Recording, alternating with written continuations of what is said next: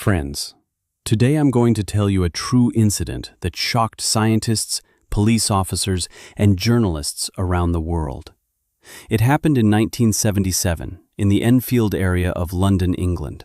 A normal family lived at 284 Green Street, Peggy Hodgkinson and her 4 children. But something happened in that house that turned it into a living nightmare. Police saw furniture flying in the air with their own eyes. Journalists recorded eerie voices. To this day, this case is considered the most well-documented poltergeist case in history.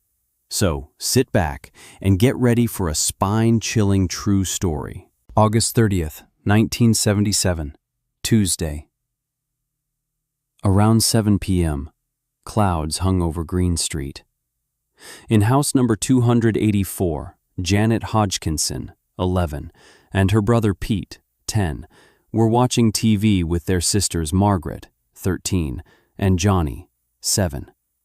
Their mother Peggy, 44, was washing dishes in the kitchen.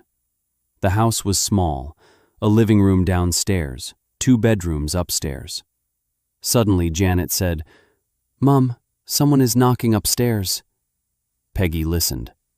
3 slow knocks, tap, tap, tap, like fingers on wood.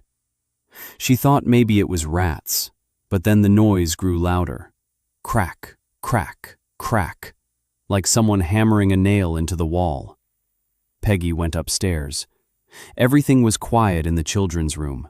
The wardrobe was closed, curtains weren't moving. She came back down. Then her eyes fell on the old rocking chair in the corner of the living room. It was rocking on its own, as if someone invisible was sitting on it, moving back and forth. "Children, get out!" Peggy screamed.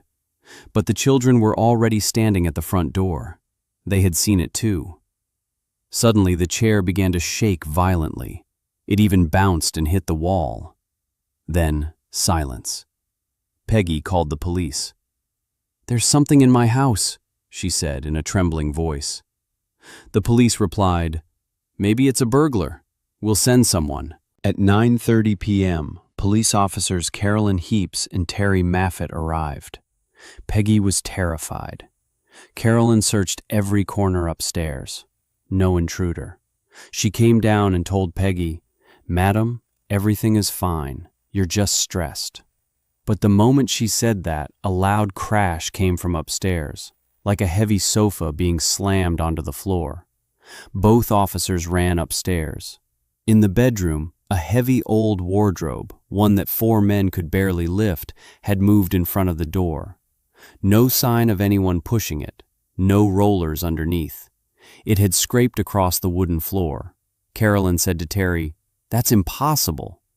Then a painting on the wall lifted into the air and slammed against the opposite wall. A spoon flew and hit Terry on the head. Carolyn grabbed her radio. "I need a supervisor. Something unnatural is happening here." Then from the children's bedroom came a deep, raspy voice. "I am not dead." Like an old man speaking in a slow, muffled tone. Carolyn heard it. Her hands trembled. She wrote in her official report, "This is no joke. There is a supernatural force in this house." Over the next days, the events got worse.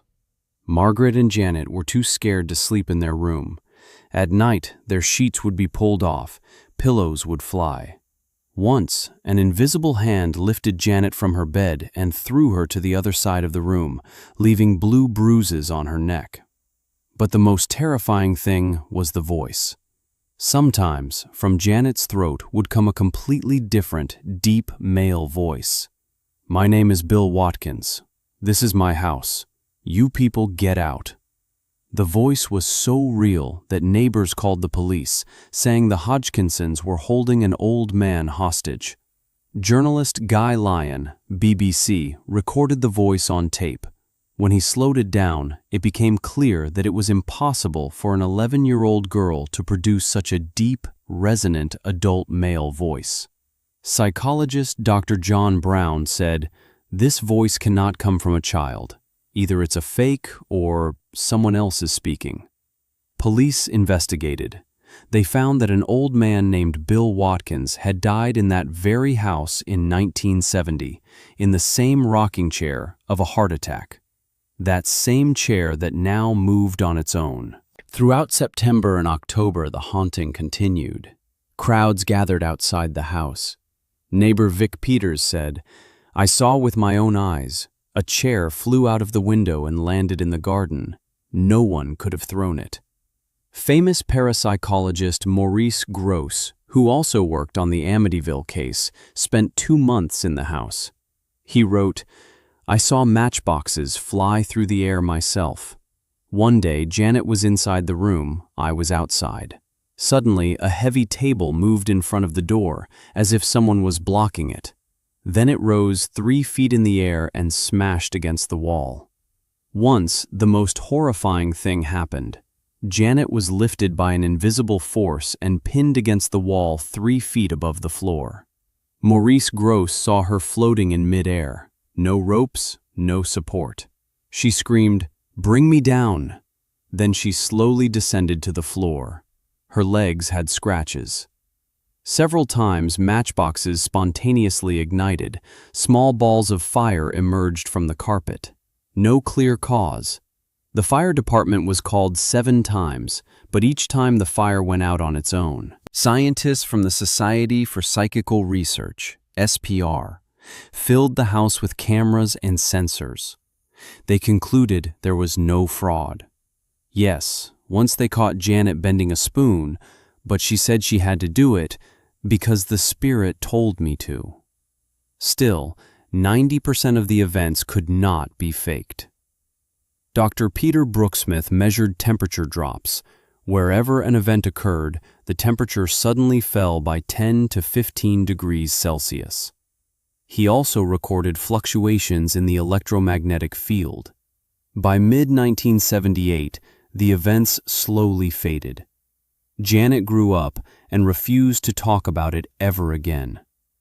Maurice Grosse wrote in his diary, "I have seen hundreds of cases in my life, but Enfield is the most documented and most terrifying. If this was a hoax, then police officers, neighbors, journalists, and scientists are all liars. And that is impossible." Even today, people passing by 284 Green Street say that sometimes at night, you can hear an old man's cough from that house. It is now a normal private home, but locals still call it the Poltergeist House. In 2015, the BBC made a documentary, The Enfield Poltergeist, showing the real recordings and police reports.